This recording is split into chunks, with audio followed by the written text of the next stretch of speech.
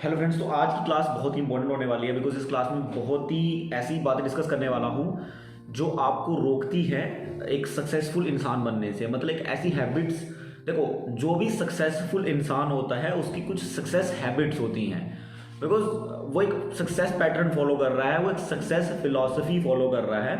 तो आपको ये चीज़ समझनी बहुत ज़्यादा ज़रूरी है अपनी लाइफ में। एक पूरी सीरीज़ रहेगी, मतलब 41 क्लासेज के आसपास है।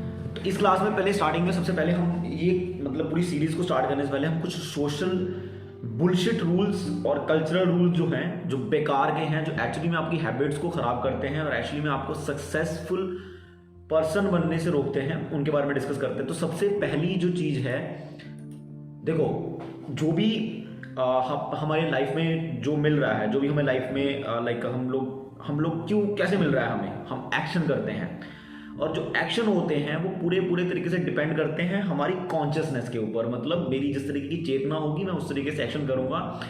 मतलब अगर मैं अच्छे मूड में हूँ तो मेरी डेफिनेटली प्रोडक्टिविटी या मेरे काम करने का कॉन्सेंट्रेशन लेवल बहुत अच्छा होगा। अगर मैं किसी बात से डिस्टर्ब्ड हूँ तो डेफिनेटली मैं अच्छे से काम नहीं कर पाऊँगा या डीपली नहीं सोच पाऊँगा चीज़ों को।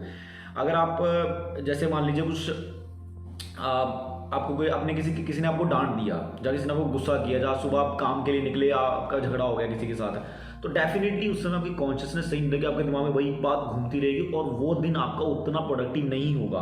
प्रोडक्टिव मीन्स ओवरऑल प्रोडक्टिव नहीं होगा, उतना आपको अच्छा नहीं लग रहा होगा, मज़े नहीं आ रहे होंगे, फील नहीं आ रही होगी काम करने में। तो सबसे पहली जो गलत चीज़ मार्केट में इतने बड़े लेवल पे, देखो अब प्रॉब्लम क्या है कि आप लोग मेरे इस पॉइंट में सोचोगे कि यार ये तो सब लोग कर रहे हैं, जैसे सिगरेट तो सब लोग पी रहे हैं। तो अब नॉर्मल ह्यूमन साइकोलॉजी है कि अगर कोई चीज़ भले वो गलत भी है, अगर वो हर कोई कर रहा है तो वो गलत नहीं है, बट गलत चीज़ गलत होती है। जैसे स्मोकिंग करना गलत है, भले ही वो करोड़ों लोग कर रहे हो, बट स्टिल स्मोकिंग गलत है बिकॉज कुछ लोग ऐसे भी हैं जो नहीं करते हैं, तो उनको देख के हम समझ सकते हैं कि चीज़ गलत है। वैसे ही आप कुछ भी नहीं खा सकते। आज आप देखो कोरोना वायरस की जो बीमारी आई है चाइना से आई है और सब लोगों को पता है कि उन्होंने गलत तरीके की, उनकी ईटिंग हैबिट्स इतनी बेकार है उन लोगों की, वो कुछ भी खा लेते हैं, कुछ भी खा लेते हैं, जिसकी वजह से एक ऐसा वायरस फैला है। और इतिहास गवाह है, इससे पहले भी जितनी महामारियां आई हैं वो जानवरों की वजह से आई। और जानवरों की वजह से कैसे आई? उन जानवरों को खाया गया है इंसान के द्वारा, तब जाके ये बीमारियां आई हैं। HIV का आना भी ऐसा ही था और भी बहुत सारी बीमारियां जो जानवरों से आई हैं। बट क्यों आई हैं? क्योंकि इंसानों ने उन जानवरों को खाया, जानवरों के खाने से वो बीमारी इंसान की बॉडी में आई, फिर एक इंसान से दूसरे इंसान को फैलने लग गई। तो सबसे पहला बुलशिट रूल ये है कि आप कुछ भी खा सकते हो। नहीं, आप कुछ भी नहीं खा सकते। आपकी भले ही बॉडी डिजाइंड है, मतलब आपको लगता है ऐसा कि डिजाइंड है कि हम कुछ भी खा सकते हैं, कुछ डाइजेस्ट कर सकते हैं, बिकॉज हम कितना भी मांस खा के डाइजेस्ट कर सकते हैं, बट नहीं, हमारी बॉडी बिल्कुल डिजाइंड नहीं है। साइंटिफिकली प्रूव्ड हो चुका है। मैं यहाँ पे ज़्यादा एक्सप्लेन नहीं करूंगा, जस्ट थोड़ा सा दिखा देता हूँ आपको, स्लाइड देख लो आप। साइंटिफिकली प्रूव्ड हो चुका है कि भैया हमारी बॉडी बिल्कुल भी डिजाइंड नहीं है नॉनवेज या सड़ी गली बॉडीज खाने के लिए। आप जब भी ऐसी प्रैक्टिसेस करोगे आपकी कॉन्शियसनेस शांत नहीं रहेगी। जितने भी बड़े बड़े लोग हैं सारे वेजिटेरियंस हैं, आप देख सकते हो स्लाइड पे, सारे ही वेजिटेरियन हैं। सो ये वेजिटेरियन क्यों होते हैं? क्योंकि वेज खाना खाने से आपकी कॉन्शियसनेस प्योर रहती है और आप अच्छे से डिसीजन ले पाते हो, आप अच्छे से सोच पाते हो। सो दूसरा पॉइंट आता है कि इंजॉयमेंट का मतलब क्या है। अब आप चीज़ देखो कि चलो यार पार्टी करते हैं, चलो यार मजे करते हैं। मतलब पार्टी वर्ड सुनते ही आपके माइंड में सबसे पहली चीज़ क्या आती है? दारू, सुट्टा, हुक्का, है ना, जुआ खेल लेते हैं और ड्रग्स ले लेते हैं। तो ये सारी बातें आती हैं हमारे माइंड में। तो अब ये चीज़ देखो यार, इंजॉयमेंट का मतलब ये थोड़ी ना है। मतलब इंजॉयमेंट का मतलब क्या है? अपने आप को मार लो। आप सुट्टा मार रहे हो, अपने आप को मार रहे हो। आप दारू पी रहे हो, आप अपने आप को मार रहे हो। आप जुआ खेल रहे हो, आप अपने पैसे मतलब पैसे को दाव पे लगा रहे हो, रिस्क ले रहे हो, इतना ऐसा रिस्क ले रहे हो जिसकी कोई पॉसिबिलिटी नहीं है। तो ये इंजॉयमेंट है? मतलब सोचो कितनी ज्यादा गलत स्टेटमेंट है इंजॉयमेंट की। मतलब ये इंजॉयमेंट है ही नहीं। इंजॉयमेंट का मतलब क्या है? आप कुछ अच्छा खाओ, फैमिली के साथ बैठो, बातें करो, अपने फ्रेंड्स के साथ बैठो, अपनी फीलिंग्स शेयर करो, इससे मजे आते हैं यार। नहीं, या फिर कोई गेम खेलो, ऐसी गेम जिसमें सब इंक्लूड हो और उसमें आप लोग फीलिंग शेयर कर रहे हो, आप लोग फन कर रहे हो, इसको बोलते हैं एंजॉयमेंट। डांस करना है तो बिना इंटॉक्सिकेशन के डांस करो, बिना दारू के डांस करके देखो, बहुत मजा आता है। आप कितने पागलों से डांस कर सकते हो। अब ये हरे कृष्णा वाले मूवमेंट वाले लोगों को देख लो, बिना दारू के भाई सुबह सुबह लगे रहते डांस करने के लिए। क्यों? बिकॉज वो रियली में हैप्पी है, एंजॉय कर रहे हैं लाइफ को, समझ रहे हो। तो ये दूसरा रूल है जो मतलब हमें सिखाता है कि, और ये आप भी फॉलो करोगे। जब भी आपके माइंड में पार्टी आएगा, आप अपने आप को मारोगे। पार्टी मतलब खुद को मार लो, खुद को मारना मतलब एंजॉयमेंट। ये दूसरा बुलशिट रूल जो हमारी सोसाइटी फॉलो कर रही है, so called cool society. Then आता है रिलीजन। भैया किसी को भी रिलीजन की डेफिनेशन नहीं पता है और रिलीजन के बिहाफ पे आप बहुत सारे गलत डिसीजन लेते हो। रिलीजन बहुत सारे फैक्टर्स में हमें गलत डिसीजन लेने के लिए फोर्स भी करता है। जैसे अब देखो, अगर अब मैं ग्राउंड लेवल रियलिटीज पे नहीं जाऊंगा, बस मैं आपको ओवरऑल इतना बताना चाहूंगा कि रिलीजन के नाम पे पूरे भारत में करोड़ों अरबों रुपए का डोनेशन सर्कुलेट होता है, जस्ट बिकॉज एक इंसान दूसरे रिलीजन के अंदर अपने आप को शिफ्ट कर ले। इसलिए अब जब भी कोई रिलीजन होता है, जहां भी रिलीजन के फैक्टर्स आप देखो, वहां रिलीजन के साथ कुछ ना कुछ बिलीव्स दिए जाते हैं। जैसे अलग अलग संस्थाओं में लोग जाते हैं, जैसे मेरी मम्मी निरंकारी संस्था में जाती है, राधा स्वामी संस्था है, या फिर ब्रह्म कुमारी संस्था है, बहुत सारी संस्था है। ये तो संस्थाओं की बात कर रहा हूँ, अलग अलग रिलीजन फैक्टर पे नहीं जा रहा। हिंदू, क्रिश्चियन और बुद्धिज्म और मुस्लिज्म, इसमें नहीं जा रहा मैं सिर्फ आपको संस्थाओं की एग्जांपल देके बता रहा हूँ कि जब भी आप किसी संस्था में जाते हो, वो संस्था आपको अलग अलग तरीके के बिलीव्स देती है और उन बिलीव्स की वजह से आपके डिसीजन बदले जाते हैं। आप कुछ चीजें करना चाहते हो बट आप करोगे नहीं। तो ये चीजें हर बार सही हैं, गलत हैं, ये जानना बहुत जरूरी है। और रिलीजन एक्चुअली में क्या है, रिलीजन की एक्चुअल डेफिनेशन क्या है, वो समझना बहुत जरूरी है। Without knowing the real definition of the religion, बिना रिलीजन की रियल डेफिनेशन जाने अगर आप किसी भी रिलीजन को ब्लाइंडली फॉलो कर रहे हो तो आप कभी सक्सेसफुल नहीं हो सकते, बिकॉज आप गलत बिलीव्स लेके सही चीज नहीं कर सकते। देन आता है कास्ट सिस्टम।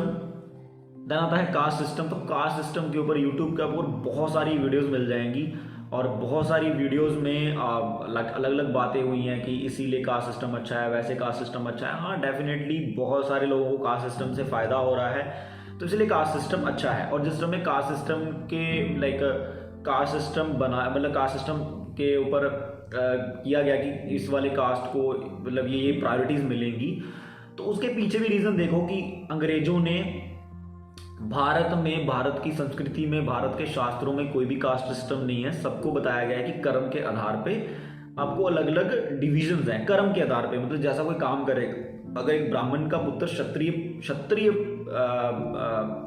वृत्ति का है तो क्षत्रिय का काम कर रहा है, मतलब देश की रक्षा कर रहा है, तो वो क्षत्रिय है, वो ब्राह्मण नहीं है, वो क्षत्रिय है। उसके कर्म से उसकी जो भी मतलब जो आप उसको बोल सकते हो, जो भी कास्ट बोल लो, उसकी कर्म से उसकी कास्ट को डिफाइन किया जाता है, ना कि वो किस परिवार से पैदा हुआ है। तो आपको अगर कोई भी प्रॉब्लम हो तो भगवत का ये श्लोक दिखा दे रहा हूँ भाई, क्लियर हो जाएगा इससे, ठीक है।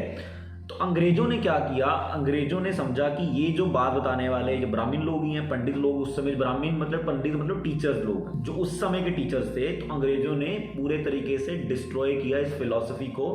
और मार्केट में देखो, कभी भी अगर आपको सोसाइटी में बड़ा चेंज लेके आना हो तो आप उनकी फिलॉसफी खराब कर दो। आप जिस फिलॉसफी पे पूरी सोसाइटी काम कर रही है, आप उनकी फिलॉसफी डिस्ट्रॉय कर दो, खत्म हो जाएगा। ये रिलीजियस बिलीफ की वाली बात आ रही है, रिलीजियस वाली, इसलिए मैं बोल रहा हूँ कि रिलीजियस फैक्टर आपको सही ढंग से पता होना चाहिए।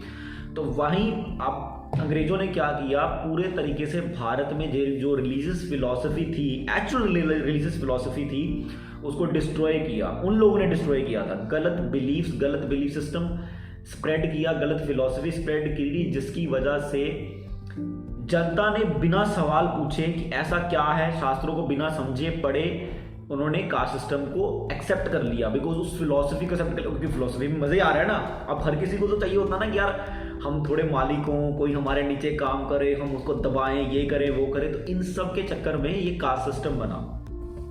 तो अभी भी भारत में बहुत सारे पढ़े लिखे लोग हैं जो एक कास्ट सिस्टम फॉलो कर रहे हैं और ब्लाइंडली फॉलो कर रहे हैं। तो अगर आप रेल में सक्सेस की तरफ जाना चाहते हो तो आपको ये चीज़ छोड़नी पड़ेगी। बहुत सारी जगहों पे ये चीज़ आ जाएगी, मतलब आप रिलेशनशिप्स में आप कोई अच्छा काम करने जा रहे हो, सोसाइटी के लिए कुछ अच्छा करने जा रहे हो, बिकॉज जब आप सक्सेसफुल होते हो तो डेफिनेटली आप सोसाइटी के लिए कुछ अच्छा करने की कोशिश करते हो। बट कुछ अच्छा करने के समय सोसाइटी में के लिए कुछ भी अच्छा करते समय आपको कास्ट सिस्टम की रियलिटी अच्छे से समझ में आनी चाहिए, ताकि आप ओवरऑल ह्यूमन बींग्स का अच्छा भला कर सको। देन आता है कि जॉब, मतलब आपने अगर आप पढ़ाई करी है तो उसका मतलब है भैया नौकरी।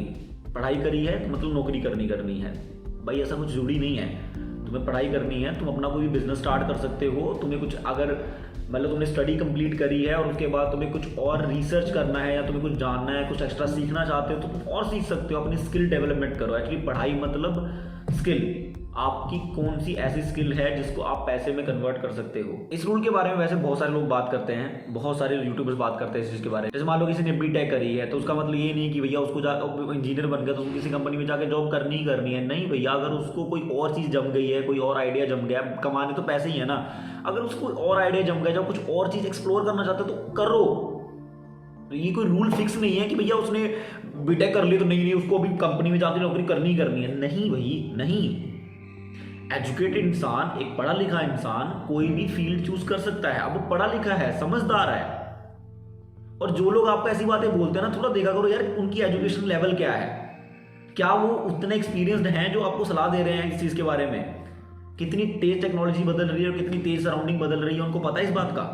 उनको नहीं पता है। सो जॉब मतलब पढ़ाई मतलब नेसेसरी नहीं है कि जॉब ही हो, आप कुछ और भी कर सकते हो। Then last but not the least, perfection मतलब पैसे। मतलब अगर आप किसी भी चीज में, अगर आपके पास बहुत पैसा है तो इट मीन्स आप परफेक्ट हो। नहीं, अगर आपके पास बहुत पैसा, हमारी सोसाइटी में भैया ये बहुत ही गंदा रूल है ये, कि जिस आदमी के पास पैसा नहीं है लोग उसको परफेक्ट नहीं समझते हैं। लोग समझते हैं कि यार इसमें कुछ कमी है, मजे नहीं है इस बंदे में, खास नहीं है बंदा कुछ, मतलब क्या है इसके पास, कुछ नहीं है, पैसा नहीं है, गाड़ी नहीं है, बंगला नहीं है। भले वो बंदा कितनी भी अच्छी बात कर रहा हो या फिलोसफिकल लेवल पे कितना भी अच्छा हो सकता है, वो दुनिया को बहुत ही अच्छे विजडम लेवल पे देख रहा हो सकता है। इसलिए प्राचीन भारत में आप देखो, साधु संतों के पास को पैसा था, उनको पैसे के लेवल पे, हाँ आज भी भारत में आप देखो कि साधु संतों को पैसे के लेवल पे परफेक्ट नहीं समझा जाता है, उनको उनकी नॉलेज के लेवल पे परफेक्ट समझा जाता है। जितनी अच्छी, मतलब उनकी नॉलेज में एक विजडम होता है, उस विजडम की वजह से उनको अच्छा समझा जाता है। सो परफेक्शन मतलब नॉलेज, परफेक्शन मतलब पैसा नहीं। अगर आप किसी के साथ रिलेशनशिप में जा रहे हो और उसके पैसे दे के जा रहे हो और उसको पैसे दे के परफेक्ट इंसान समझ रहे हो तो आप गलती कर रहे हो। जिस दिन उस इंसान के पास पैसा नहीं रहेगा आप बर्बाद हो जाओगे, आप उस इंसान से रह नहीं पाओगे। सो परफेक्शन मतलब नॉलेज, परफेक्शन मतलब पैसा नहीं होता।